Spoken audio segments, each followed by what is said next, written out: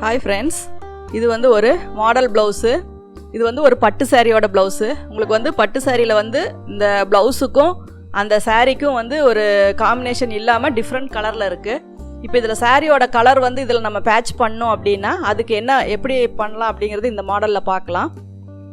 சிம்பிளான மாடல் தான். நீங்கள் பைப்பிங் வச்சு நம்ம யூஸ் பண்ணுற ஒரே மெத்தடு தான். எப்படி அப்படிங்கிறத பார்க்கலாம். யூஸ்வலாக பேக் நெக் வந்து நீங்கள் பாக்ஸ் போட்டு மெஷர்மெண்ட் வந்து கரெக்டாக எடுத்துக்கோங்க. டீப் ரவுண்ட் நெக்கு, அதனால் அதுக்கு தகுந்த மாதிரி நெக்கு வந்து நீங்கள் அதில் ட்ரா பண்ணிக்கோங்க. அதுக்கப்புறம் அதில் எந்த போர்ஷன் வந்து உங்களுக்கு வந்து கான்ட்ராஸ்ட் கலர் வருதோ அந்த லைன் வந்து நீங்கள் அப்ராக்சிமேட்டாக மார்க் பண்ணிக்கோங்க.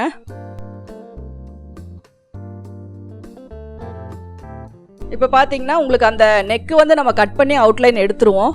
அதுக்கப்புறம் வர்ற போர்ஷன் வந்து கலர் வேறு வரும். கீழே வர்றது அதே சேம் க்ரீன் கலர் தான் வரும். நம்ம யூஸ் பண்ணுற கலர் வந்து ஒரு ரெட் கலர், ஆரஞ்சு ரெட்டும், அதுக்கு பைப்பிங்க்கு வந்து அதே மாதிரி ஒரு கோல்டு கலர் மெட்டீரியலும் தான் நம்ம யூஸ் பண்ண போகிறோம். இப்போ இதை ஃப்ரண்ட்டு பேக்கு எல்லாமே யூஸ்வலாக கட் பண்ணினது தான். இந்த ஸ்டெப்பிலேருந்து நீங்கள் வந்து அதை மாற்றினீங்கன்னா போதும். ஏன்னா மாடல் ப்ளவுஸ் கட் பண்ணும்போது ஃபஸ்ட்லேருந்தே கன்ஃபியூஸ் ஆக தேவையில்லை. பேக் போர்ஷன் வந்து நெக்கு மட்டும் கட் பண்ணாமல் மீதி எல்லாத்தையுமே நீங்கள் யூஸ்வலாக கட் பண்ணிக்கோங்க. இப்போ பார்த்தீங்கன்னா நான் கீழே வந்து பைப்பிங் வைக்கிறதுக்காக ஒரு 1/4 இன்ச்சு மேலே தள்ளி கட் பண்ணுறேன். நான் மார்க் பண்ணினது வந்து ஒரு 1/4 இன்ச்சுக்கு கீழே, ஆனால் ஸ்டிச்சிங்க்காக ஒரு 1/4 இன்ச்சு நான் வந்து மேலே மார்க் பண்ணுறேன். ஏன்னா அது வந்து நம்ம பைப்பிங் வச்சு அதில் பேட்ச் பண்ணுறதுக்கு நமக்கு எக்ஸஸாக கொஞ்சம் கிளாத் தேவை. அதனால் ஒரு 1/4 இன்ச்சு மட்டும் நம்ம அதில் எக்ஸஸாக விட்டு கட் பண்ணிக்கலாம். பேக் போர்ஷன் அதே அளவுக்கு நம்ம கட் பண்ணி எடுத்தாச்சு. இப்போ பார்த்தீங்கன்னா நெக்கோடைய அவுட்லைனை கட் பண்ணி நம்ம ரிமூவ் பண்ணிக்கலாம். அது வந்து நமக்கு தேவையில்லை. அதுக்கப்புறம் எக்ஸஸாக இருக்க பீஸில் வந்து நம்ம அதுக்கு மேட்சிங்காக ஒரு கேன்வாஸ் வந்து நம்ம கட் பண்ணிக்கலாம். இல்லை கேன்வாஸ் வேண்டாம் அப்படின்னு நினைக்கிறவங்க நீங்கள் வந்து கிளாத்தே வந்து அதுக்கு யூஸ் பண்ணிக்கோங்க. ஏன்னா கேன்வாஸ் வச்சா ரொம்ப மொத்தமாக இருக்குது அப்படின்னா இந்த மாதிரி மேட்சிங் என்ன கலரில் வந்து நீங்கள் வந்து அதில் அட்டாச் பண்ண போகிறீங்களோ கான்ட்ராஸ்ட் கலர் கிளாத்து, அந்த கலருக்கு வந்து நீங்கள் ஒரு லைனிங் மட்டும் ரெடி பண்ணிக்கோங்க. இப்போ இந்த லைனிங் பார்த்தா ஒரு பிங்க் கலர் ஷேடு, அதுக்கு மேட்சிங்காக தான் நம்ம அந்த இடத்துல கிளாத் அட்டாச் பண்ண போகிறோம். இப்போ வந்து மேலே இருக்க கிளாத்தை வந்து நம்ம அப்படியே ப்ளேஸ் பண்ணி அதை வந்து அவுட்லைன் வந்து நீங்கள் மார்க் பண்ணிக்கோங்க.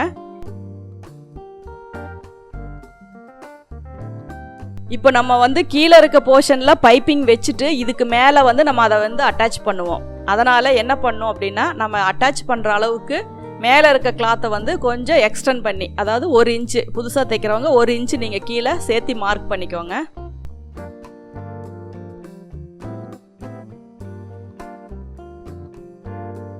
ஏன்னா இப்போ இந்த போர்ஷன் மட்டும் தான் நம்ம கட் பண்ணி எடுத்திருக்கோம். சேம் போர்ஷன் மறுபடியும் நம்ம அதில் அட்டாச் பண்ணணும் அப்படின்னா நமக்கு அது எக்ஸ்ட்ரா எங்கெங்கே அளவு வேணுமோ அதை மட்டும்தான் நம்ம வந்து சேர்த்து கட் பண்ணணும்.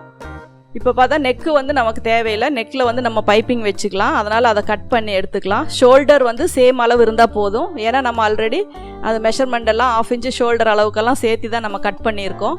இப்போ கீழே மட்டும் பார்த்தீங்கன்னா நான் ஒரு 1 இன்ச்சுக்கு கொஞ்சம் கம்மியாக வந்து நான் ஒரு எக்ஸஸாக கிளாத் விட்டு நான் கட் பண்ணுறேன்.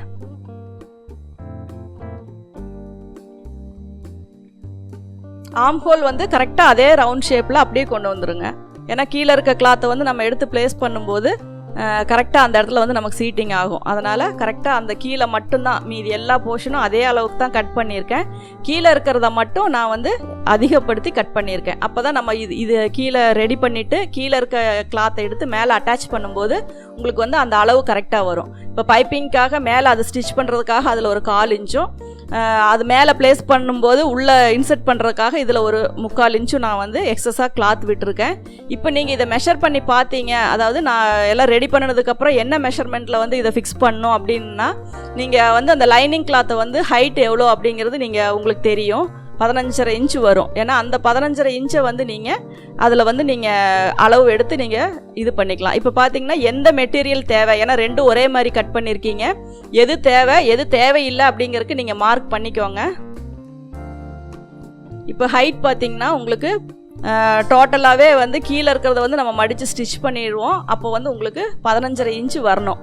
நீங்கள் எல்லாமே ரெடி பண்ணிவிட்டு ப்ளேஸ் பண்ணும்போது சேம் 15.5 இன்ச்சு ஹைட் வர்ற அளவுக்கு நீங்கள் வச்சிங்கன்னா உங்களுக்கு வந்து அந்த மற்ற வேறு எதையுமே நீங்கள் செக் பண்ண தேவையில்லை.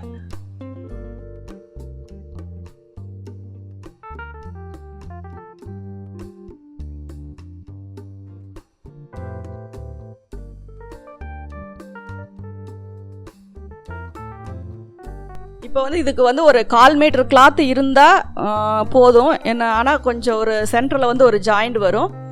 உங்களுக்கு அந்த ஜாயிண்ட் வேண்டாம் அப்படின்னா ஒரு 1/2 மீட்டர் வாங்கிக்கோங்க. இப்போ அந்த பழைய இதுலேயே வந்து நான் மார்க் பண்ணியிருக்கேன். எந்த அளவுக்கு நமக்கு அந்த ரவுண்டு நம்ம கட் பண்ணமோ அந்த இடத்துல வந்து நான் ஒரு நாச் போட்டிருக்கேன். இப்போ இது வந்து கிளாத் வந்து நான் ஒரு 1/4 மீட்டர் எடுத்துருக்கிறனால அதை 2ஆக கட் பண்ணி நான் வந்து ஒரு ஜாயின் போட்டிருக்கேன். இப்போ இதில் வந்து இதுக்கு தகுந்த மாதிரி மெட்டீரியலை வந்து நம்ம பைப்பிங் ரெடி பண்ணி பைப்பிங் வச்சு ரெடி பண்ணிக்கலாம்.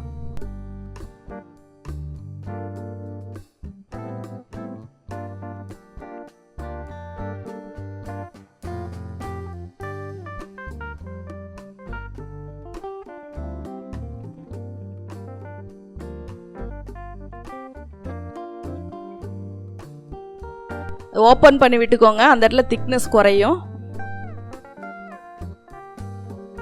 இப்போ இதில் வந்து நம்ம பைப்பிங் வச்சுக்கலாம். இது நெக் ரவுண்டுக்கு எவ்வளோ வேணும்னு பார்த்துக்கோங்க. அதே மாதிரி அந்த க்ரீன் கிளாத்தில் கீழ்ப்பக்கம் வந்து எவ்வளோ வேணும்னு பார்த்துக்கோங்க. அதுக்கு தகுந்த மாதிரி நீங்கள் பைப்பிங் ரெடி பண்ணிக்கோங்க. ஃப்ரண்ட் நெக்குக்கு ஸ்லீவுக்கெல்லாம் பைப்பிங் வேணும் அப்படின்னா அதுக்கும் தகுந்த மாதிரி நீங்கள் பைப்பிங் வந்து ரெடி பண்ணிக்கோங்க. ஒவ்வொரு போர்ஷனுமாக அளந்து பார்த்து அதுக்கு தகுந்த மாதிரி த்ரெட்டை நீங்கள் கட் பண்ணி வச்சுக்கோங்க.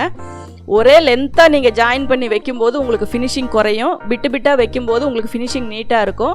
அதனால் எப்போ பைப்பிங் வச்சாலும் நீங்கள் அந்த லென்த்து எவ்வளோ வருதோ அந்த அளவுக்கு மட்டும் நீங்கள் கட் பண்ணி ரெடி பண்ணிக்கோங்க. அப்போ உங்களுக்கு கிளாத்தும் சேவ் ஆகும், த்ரெட்டும் வந்து உங்களுக்கு வந்து வேஸ்ட் ஆகாது.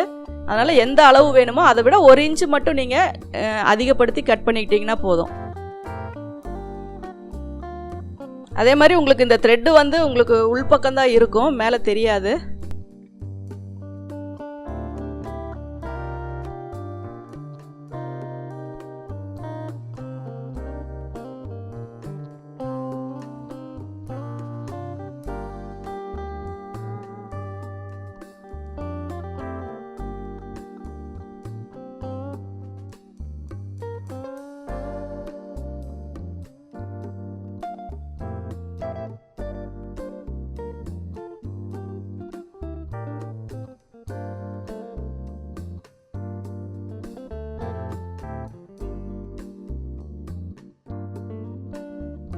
இப்போ அதில் நம்ம பைப்பிங் வந்து நம்ம அதில் வச்சு அட்டாச் பண்ணிட்டோம்.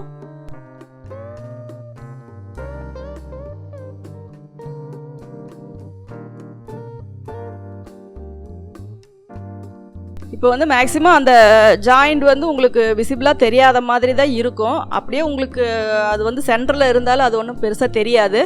சப்போஸ் அந்த ஜாயிண்ட் வந்தால் உங்களுக்கு அது சரி நல்லா இல்லை அப்படின்னா நீங்கள் வந்து இன்னும் ஒரு 10 சென்டிமீட்டர் வந்து சேர்த்தி மெட்டீரியல் எடுத்துக்கோங்க. இப்போ பைப்பிங் வைக்கிறது நம்ம நார்மலாக ஒரு ரவுண்ட் நெக்குக்கு எப்படி பைப்பிங் வைக்கிறோமோ அதே இதில் தான் நம்ம இதில் பைப்பிங் வைக்கிறோம். பைப்பிங் மட்டும் நல்லா இழுத்துக்கோங்க, அந்த சுருக்கு இல்லாத மாதிரி, நெக்கில் வந்து சுருக்கு வராத மாதிரி பைப்பிங் வச்சதுக்கப்புறம் கொஞ்சம் இழுத்துக்கோங்க. அதுக்கப்புறமா அந்த கர்வ் லைன் வர இடத்துல எல்லாமே சின்ன சின்னதாக சிசர் கட் போட்டுக்கோங்க. ஏன்னா அப்போ தான் வந்து திருப்பும்போது உங்களுக்கு உள்ளே வந்து கரெக்டாக அந்த ஃபோல்டிங் வந்து கரெக்டாக வரும்.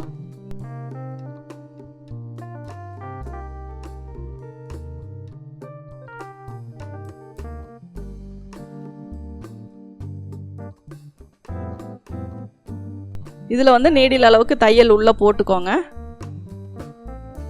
போட்டுட்டு நீங்கள் நல்லா ஓரளவுக்கு மீடியம் ஹீட் வச்சு, ரொம்ப ஹீட் வச்சாலும் ப்ராப்ளம் இல்லை, ஆனால் ஒரு பேப்பர் வந்து நீங்கள் மேலே போட்டுக்கோங்க. அப்போ வந்து துணி வந்து உங்களுக்கு டேமேஜ் ஆகாது. இல்லாட்டினா கரெக்டாக மீடியம் ஹீட் வச்சு நல்லா நீட்டாக அயன் பண்ணிக்கிட்டீங்க அப்படின்னா அந்த சுருக்கு இதெல்லாமே உங்களுக்கு கரெக்டாக ஈவனாக ஸ்ப்ரெட் ஆகும்போது உங்களுக்கு தைக்கும்போது மேலே வந்து அந்த சுருக்கெல்லாம் வராது.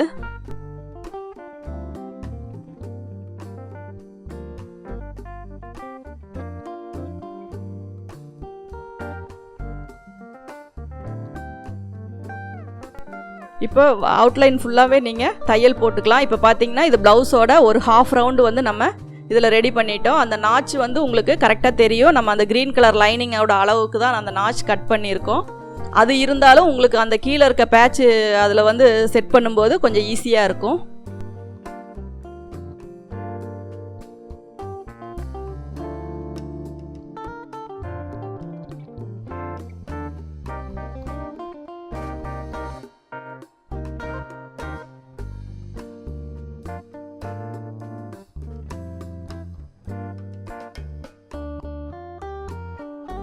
இப்போ அதே மாதிரி கீழே இருக்க க்ரீனுக்கு வந்து எவ்வளோ லென்த் வேணும்னு பார்த்து அதுக்கு தகுந்த மாதிரி நீங்கள் பைப்பிங் ரெடி பண்ணிக்கோங்க. பைப்பிங் வந்து மேக்ஸிமம் எல்லா இடத்துலையுமே வந்து நீங்கள் ஒரே கலர், அதாவது கோல்டு கலர் வச்சா அது கொஞ்சம் ஹை லுக்காக தெரியும். அதனால் எல்லா இடத்துலையுமே வந்து நீங்கள் கோல்டு கலர் பைப்பிங் வந்து யூஸ் பண்ணிக்கோங்க.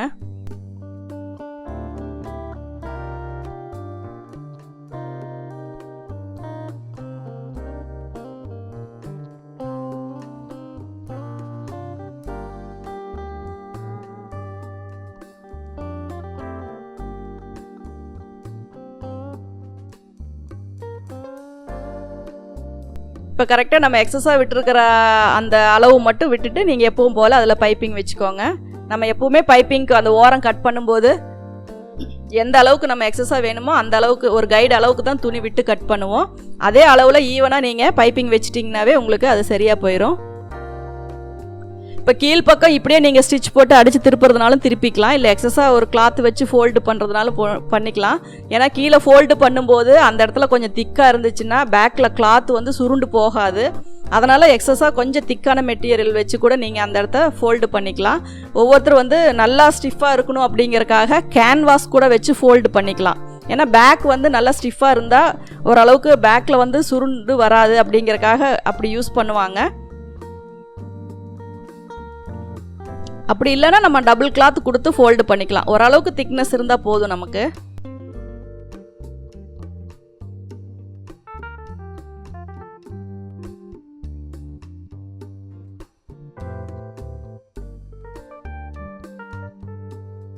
மேலே தையல் வரும்போது மட்டும் கரெக்டாக அந்தந்த மேட்சிங் போட்டுக்கோங்க. ஏன்னா தையல் வேறு கலராக தெரிஞ்சிச்சுன்னா டோட்டலாக ஃபினிஷிங் வந்து உங்களுக்கு நீட்டாக இருக்காது.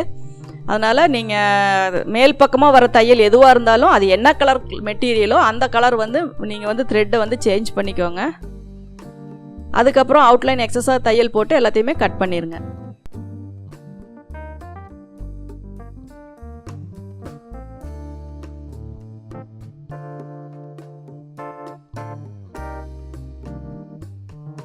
ஷேப் வந்து உங்களுக்கு மாறக்கூடாது. அது கரெக்டாக ஒரு போர்ட் ஷேப்பில் இருக்குது அப்படின்னா மடித்து நீங்கள் பார்க்கும்போது ரெண்டு பக்கமும் கரெக்டாக இருக்கணும். அப்போ தான் வந்து அந்த மாடலுக்கு அது லுக்காக இருக்கும். ஒன் சைடு கொஞ்சம் கிராஸாவோ இதாவோ போயிடுச்சுன்னா கூட டோட்டலாகவே அந்த மாடல் வந்து அவ்வளோ இது இருக்காது. அதனால் அந்த ஷேப்பு வந்து எல்லா இடத்துலையும் ஸ்டிச்சிங் அலவன்ஸ் வந்து கரெக்டாக மைண்டில் வச்சுட்டு எங்கே எவ்வளோ ஸ்டிச் பண்ணமோ அதே அளவுக்கு தான் ஆப்போசிட் சைட்லேயும் நம்ம வந்து ஸ்டிச் பண்ணணும். அந்த அலவன்ஸ் எல்லாம் கரெக்டாக வந்துச்சு அப்படின்னாவே நீங்கள் அதை சீட்டிங் பண்ணும்போது அந்த ஷேப்பும் உங்களுக்கு கரெக்டாக வரும்.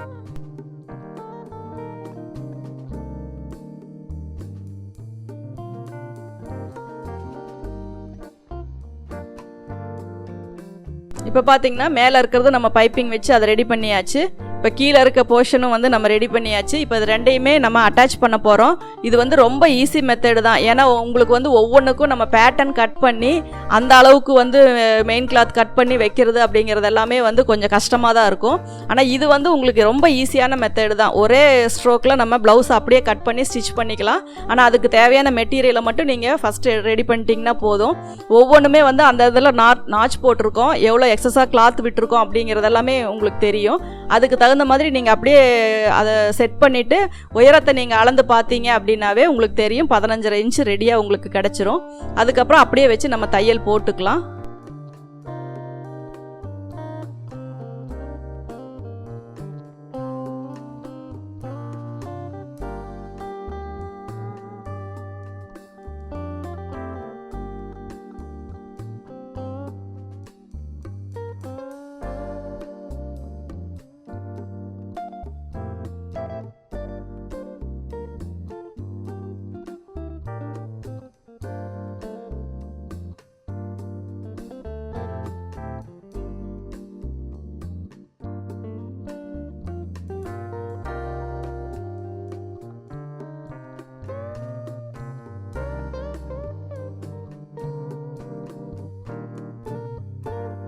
இப்போ பேக் சைடு பார்த்தீங்கன்னா உங்களுக்கு கிளாத் எல்லாம் எக்ஸஸாக எதுவுமே இருக்காது. நம்ம கரெக்டாக எந்த அளவுக்கு அதை நம்ம ரெடி பண்ணணும் அப்படின்னு சொல்லி கால்குலேஷன் போட்டு கட் பண்ணமோ அது அப்படியே வந்து உங்களுக்கு கரெக்டாக வந்துடும். ஆம் ஹோலுமே குறையாது, உயரமும் உங்களுக்கு குறையாது. அந்த ஷேப் பார்த்தீங்கன்னா உங்களுக்கு ரொம்ப நீட்டாக பர்ஃபெக்டாக இருக்கும்.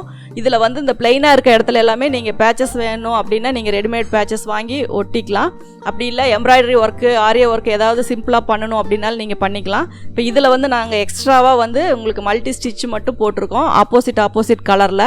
இப்போ இது வந்து உங்களுக்கு அந்த பட்டு சாரியோட வேர் பண்ணும்போது பார்க்குறதுக்கு ரொம்ப நீட்டாகவும் நல்லா லுக்காகவும் இருக்கும். இந்த மாதிரி ஸ்டிச் பண்ணி பாருங்கள். Thank you viewers.